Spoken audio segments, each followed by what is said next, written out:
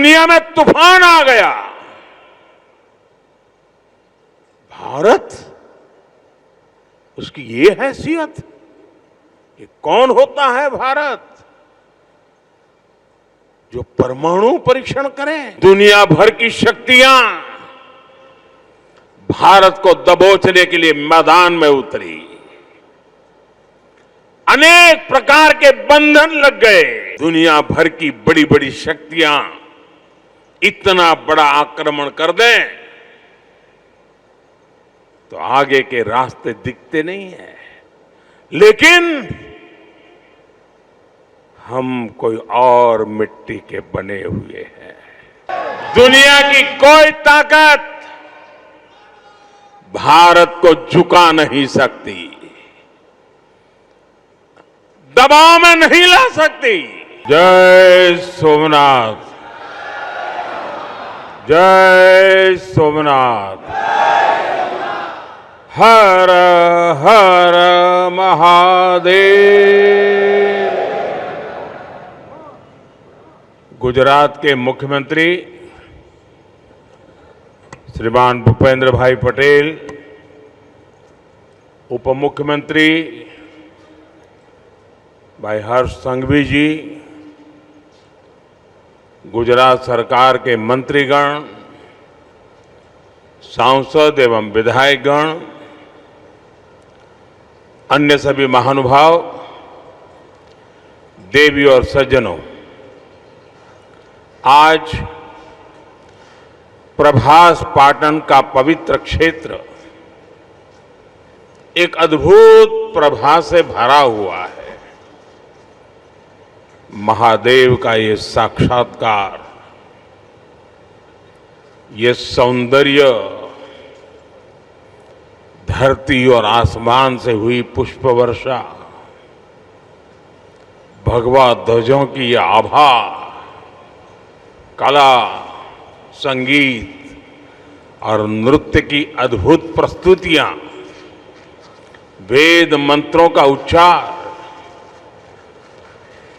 गर्भगृह में हो रहा शिव पंचाक्षरी का अखंड पाठ और इस सब के साथ साथ सागर की लहरों का जयघोष, ऐसा लग रहा है जैसे ये सृष्टि एक साथ बोल रही है, जय सोमनाथ, जय जय सोमनाथ। साथियों, समय खुद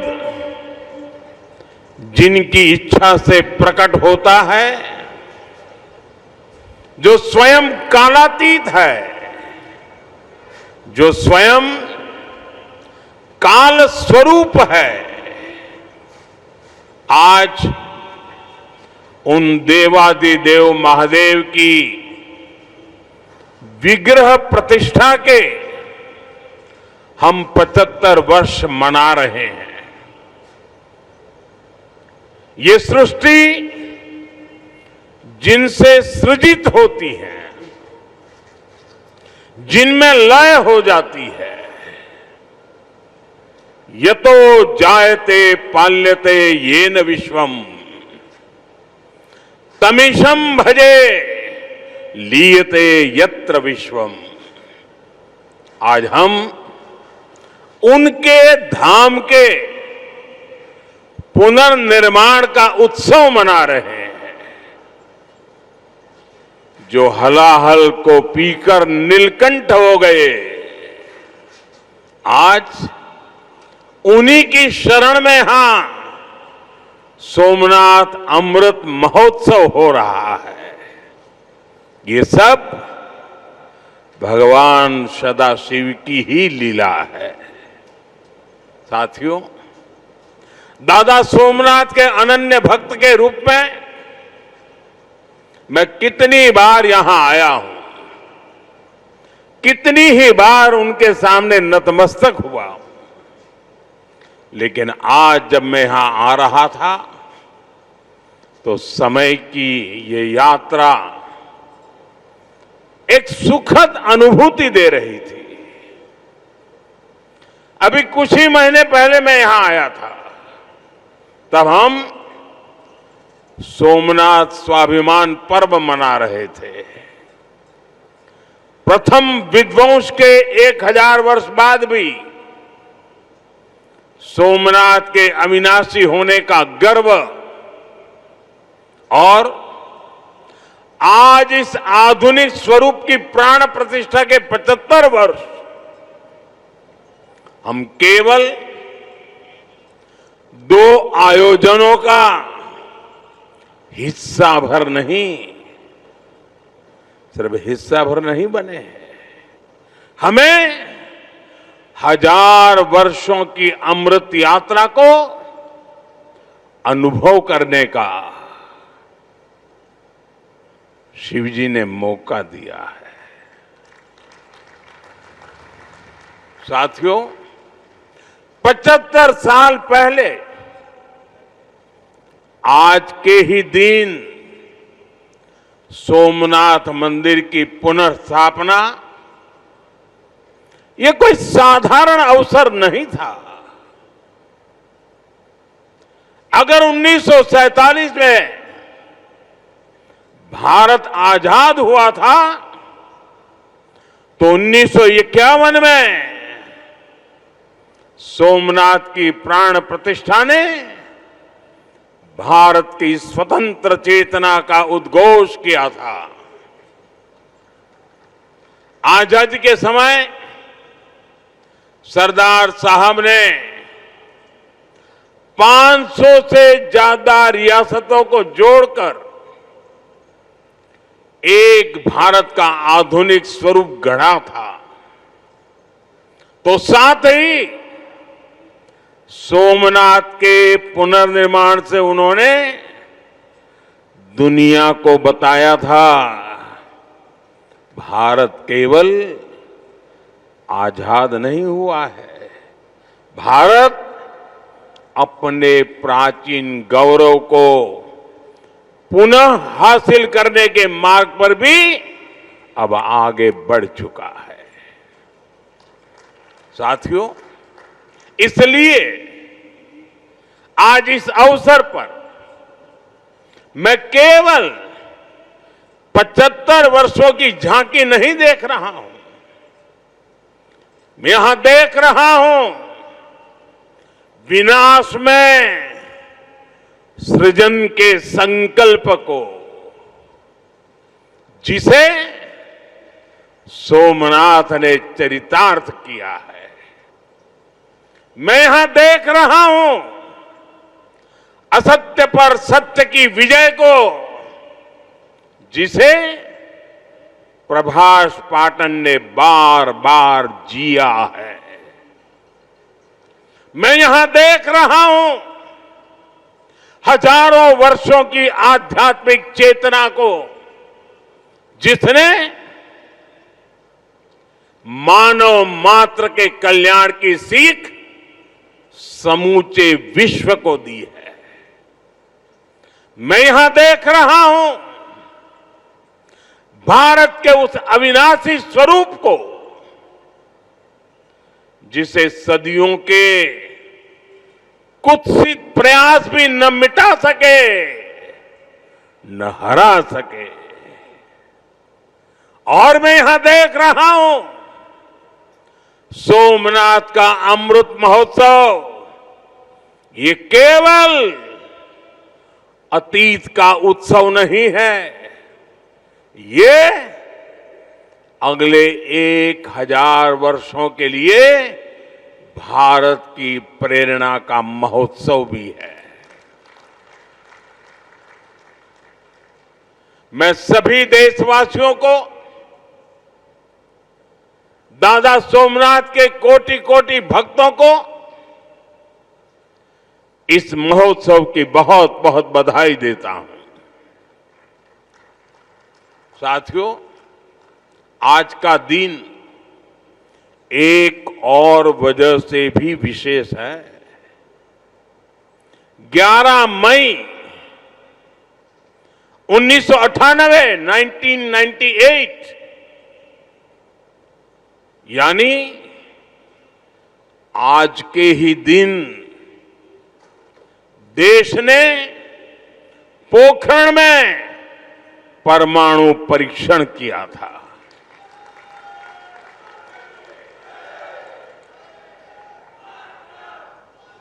देश ने 11 मई को पहले 3 परमाणु परीक्षण किए। हमारे वैज्ञानिकों ने भारत के सामर्थ्य को, भारत की क्षमता को वैज्ञानिकों ने दुनिया के सामने रखा। दुनिया में तूफान आ गया। भारत, उसकी ये हैसियत, ये कौन होता है भारत जो परमाणु परीक्षण करे? और दुनिया की आंखें लाल हो गई। दुनिया भर की शक्तियां भारत को दबोचने के लिए मैदान में उतरी। अनेक प्रकार के बंधन लग गए। आर्थिक संकट की संभावनाओं के रास्ते सारे के सारे बंद कर दिए गए। कोई भी हिल जाता। जब दुनिया भर की बड़ी बड़ी शक्तियां इतना बड़ा आक्रमण कर दें तो आगे के रास्ते दिखते नहीं है। लेकिन हम कोई और मिट्टी के बने हुए हैं। 11 मई के बाद दुनिया हम पर टूट पड़ी थी। 11 मई को वैज्ञानिकों ने अपना काम कर लिया था, लेकिन 13 मई को फिर 2 और परमाणु परीक्षण हुए। उससे दुनिया को पता चला था कि भारत की राजनीतिक इच्छा शक्ति कितनी अटल है। उस समय पूरी दुनिया का दबाव भारत पर था, लेकिन अटल जी के नेतृत्व में बीजेपी सरकार ने दिखाया था कि हमारे लिए राष्ट्र प्रथम है। दुनिया की कोई ताकत भारत को झुका नहीं सकती, दबाव में नहीं ला सकती। साथियों, देश ने पोखरण परमाणु परीक्षण को ऑपरेशन शक्ति नाम दिया था, क्योंकि शिव के साथ शक्ति की आराधना ये हमारी परंपरा रही है। अर्धनारीश्वर शिव स्वयं भी शक्ति के साथ ही पूर्ण होते हैं। आपको याद होगा, जब देश का मिशन चंद्रयान सफल हुआ था, तब चंद्रमा पर जहां भारत का रोवर लैंड हुआ, उस जगह का नाम भी हमने शिव शक्ति पॉइंट रखा है, क्योंकि हमारी आस्था में चंद्रमा शिव से जुड़ा है और शिव शक्ति से जुड़े हैं। और ये कितना सुखद है कि चंद्रमा के नाम से ही इस ज्योतिर्लिंग को हम सोमनाथ कहते हैं। साथियों, शिव और शक्ति की हमारी आराधना का जो विचार है, वो देश की वैज्ञानिक प्रगति के लिए भी प्रेरणा बने। आज हम ये संकल्प साकार होते देख रहे हैं। मैं इस अवसर पर भगवान सोमनाथ के चरणों से सभी देशवासियों को ऑपरेशन शक्ति की वर्षगांठ की भी बधाई देता हूं। साथियों, जब मैं पिछली बार यहां आया था तब मैंने कहा था, जिसके नाम में ही सोम अर्थात अमृत जुड़ा हो उसे नष्ट कौन कर सकता है। इतिहास के लंबे कालखंड में इस मंदिर ने कितने ही आक्रमण झेले। महमूद गजनवी, अलाउद्दीन खिलजी जैसे अनेक आक्रांत आए। लुटेरों ने सोमनाथ मंदिर का वैभव मिटाने का प्रयास किया। वो सोमनाथ को एक भौतिक ढांचा मानकर उससे टकराते रहे। बार बार इस मंदिर को, इस ढांचे को तोड़ा गया और ये बार बार बनता रहा, हर बार उठ खड़ा होता रहा, क्योंकि तोड़ने वालों को मालूम नहीं था हमारे राष्ट्र का वैचारिक सामर्थ्य क्या है। हम भौतिक शरीर को नश्वर मानने वाले लोग हैं, लेकिन हम जानते हैं उसके भीतर बैठी आत्मा अविनाशी है। और फिर तो शिव तो सर्वात्मा है। इसलिए अलग अलग काल में अलग अलग जीवों की संकल्प शक्ति में शिव प्रकट होते रहे। राजा भोज, कभी राजा भीमदेव प्रथम, कभी राजा कुमारपाल, कभी राजा महिपाल प्रथम, तो कभी राव खंगार, ऐसे अनेक शिव भक्त समय समय पर सोमनाथ मंदिर का पुनर्निर्माण करवाते रहे। लकुलिश और सोम शर्मा जैसे कितने मनीषी, उन्होंने प्रभास पाटन क्षेत्र की विरासत को संरक्षित किया, इसे शैव साधना और दर्शन का महान केंद्र बनाया। भाव बृहस्पति, पाशुपताचार्यों और अनेक विद्वानों ने इस तीर्थ की आध्यात्मिक परंपराओं को जीवित रखा। विशाल देव और त्रिपुरांतक जैसे व्यक्तित्वों ने यहां की बौद्धिक चेतना को सुरक्षित रखने का पुनीत कार्य किया। साथियों, वीर हमीर जी गोहिल, वीर वेगड़ा जी भील, पुण्य श्लोक अहिल्याबाई होलकर जी, बड़ोदरा के गायकवाड़ जाम साहब महाराजा दिग्विजय सिंह जी, ऐसी कितनी ही महान विभूतियां हैं जो सोमनाथ की सेवा में अपना सर्वस्व अर्पित करती थी। मैं आज इस अवसर पर सरदार वल्लभ भाई पटेल, डॉक्टर राजेंद्र प्रसाद, श्रीमान के.एम. मुंशी जी, ऐसी सभी ज्ञात अज्ञात दिव्यात्माओं को भी श्रद्धापूर्वक, आदरपूर्वक नमन करता हूं।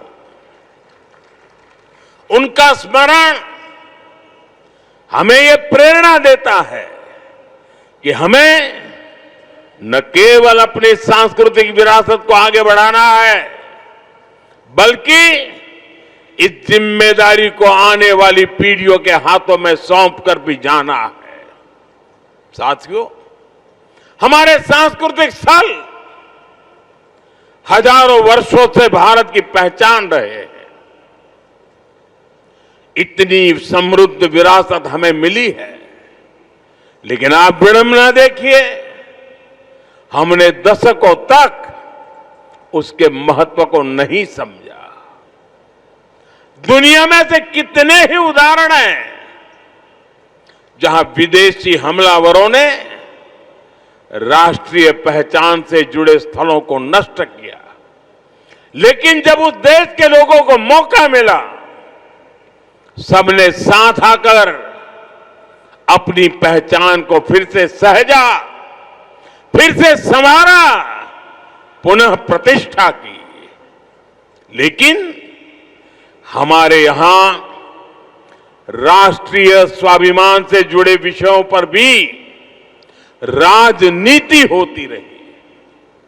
सोमनाथ खुद इसका सबसे बड़ा उदाहरण है। आजादी के बाद पहले दायित्वों में से एक था कि सोमनाथ मंदिर का पुनरुद्धार करते।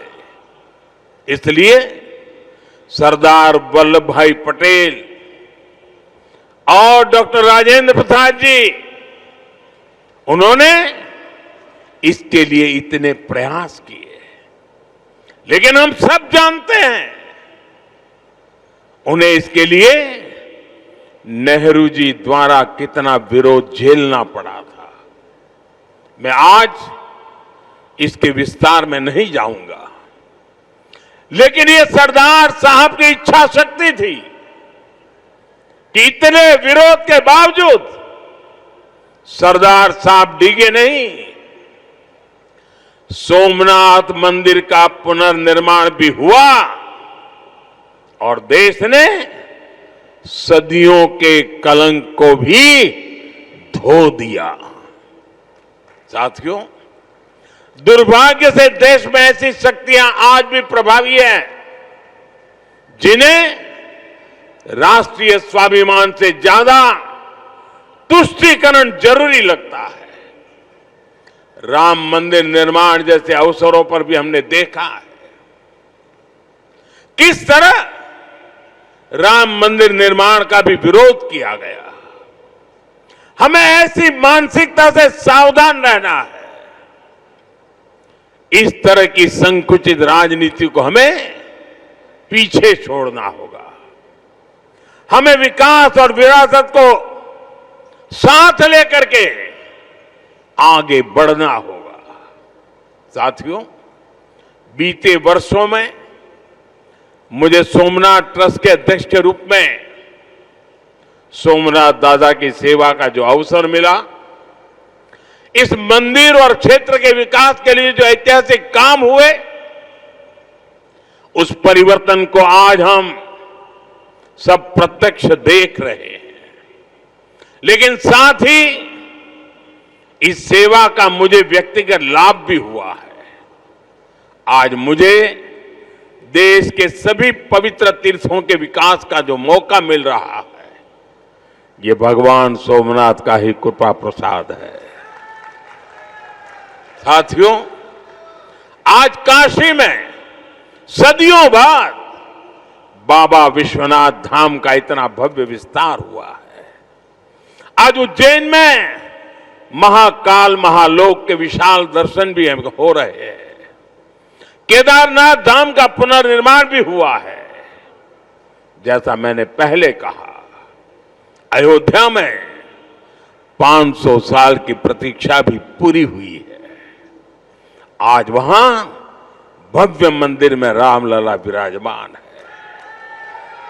साथियों, ऐसे कितने ही पवित्र तीर्थ, पवित्र मठ, मंदिर और क्षेत्र, उनकी जो महिमा हमने पुराणों में सुनी है, आज वहां हमें उस समृद्ध परंपरा के दर्शन होने लगे हैं।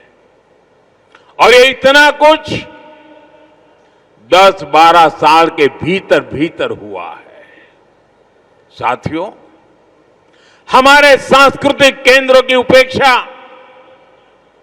देश के विकास में बड़ी बाधा रही है, क्योंकि हमारे तीर्थ भारत की आध्यात्मिक सामाजिक व्यवस्था के केंद्र तो है ही, वो देश की आर्थिक प्रगति के भी स्रोत रहे हैं। आज आप देखिए, 4 धाम महामार्ग परियोजना, गोविंद घाट से हेमकुंड साहिब तक रोपवे परियोजना, करतारपुर कॉरिडोर, बौद्ध सर्किट का विकास, इनके जरिए देश में तीर्थ क्षेत्रों में आर्थिक गतिविधियां बढ़ी हैं। सोमनाथ परिसर भी इसका एक सशक्त उदाहरण है।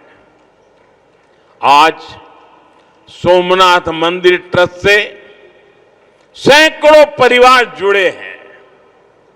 हजारों लोगों का जीवन इस क्षेत्र से जुड़ा हुआ है। देश दुनिया के कोने कोने से जो लोग यहां आते हैं, वो गुजरात के बाकी हिस्सों में भी जाते हैं। इससे प्रदेश और देश में प्रगति के नए द्वार खुलते हैं। साथियों, हमारी आस्था हमें जीवन जीने का तरीका भी सिखाती है, क्योंकि हम मानते हैं सर्वम खलिद्वम ब्रह्म, अर्थात सृष्टि का हर एक घटक, इस संपूर्ण प्रकृति भी ईश्वर का ही स्वरूप है। इसलिए हमारी आस्था नदियों में भी है, वृक्षों में भी है। हम जंगलों को भी श्रद्धा की दृष्टि से देखते हैं। हम पर्वतों में भी पवित्रता का भाव रखते हैं। और आज जब दुनिया प्राकृतिक जीवन शैली की ओर लौट रही है, हमें हमारी शक्ति को भी पहचानना होगा। हम हमारे तीर्थों और मंदिरों के विकास के साथ साथ उनकी गरिमा के लिए जागरूक होना होगा। हमें ऐसा जीवन अपनाएं जिससे प्राकृतिक और पर्यावरण की रक्षा हो। साथ ही हम हमारे पुण्य स्थलों को पूरी दुनिया के लिए एक उदाहरण के रूप में विकसित करें। हमें इन संकल्पों को अपनी आस्था से जोड़कर जीना होगा। साथियों, जब नई पीढ़ियां अपने इतिहास, अपनी आस्था और अपने सांस्कृतिक मूल्यों से जुड़ती है, तब राष्ट्र का आत्मबल और मजबूत होता है। आज भारत जिस आत्मविश्वास के साथ आगे बढ़ रहा है, उसमें हमारी सांस्कृतिक निरंतरता की भी बहुत बड़ी भूमिका है। आधुनिक और विरासत, आधुनिकता हो या विरासत हो, भारत में इसे कोई अलग नहीं कर सकता। भारत में एक दूसरे के विरोधी नहीं है, ये साथ साथ आगे बढ़ने वाली शक्तियां हैं, एक दूसरे में प्राण पूरने वाली शक्तियां हैं। सोमनाथ हमें याद दिलाता है कि कोई भी राष्ट्र तभी लंबे समय तक मजबूत रह सकता है जब वो अपनी जड़ों से जुड़ा रहे, जब हम अपनी विरासत को आने वाली पीढ़ियों तक उसी श्रद्धा और विश्वास के साथ उनके हाथों में सुपुर्द करें। 75 वर्ष पहले जब ये पुनर्निर्मित सोमनाथ मंदिर में 75 वर्ष पहले प्राण प्रतिष्ठा हुई थी, तब भारत ने एक नई चेतना यात्रा शुरू की थी। आज 75 वर्ष बाद वही यात्रा और अधिक व्यापक रूप में हमारे सामने है। हमें इसे नई ऊंचाई पर लेकर जाना है। हमारे संकल्पों को पूरा करने में दादा सोमनाथ का आशीर्वाद हमेशा हमारे साथ रहे, यही प्रार्थना है। एक बार फिर सभी देशवासियों को विरासत में विश्वास करने वाले हर नागरिक को, आप सभी को इस अवसर की बहुत बहुत बधाई देता हूं।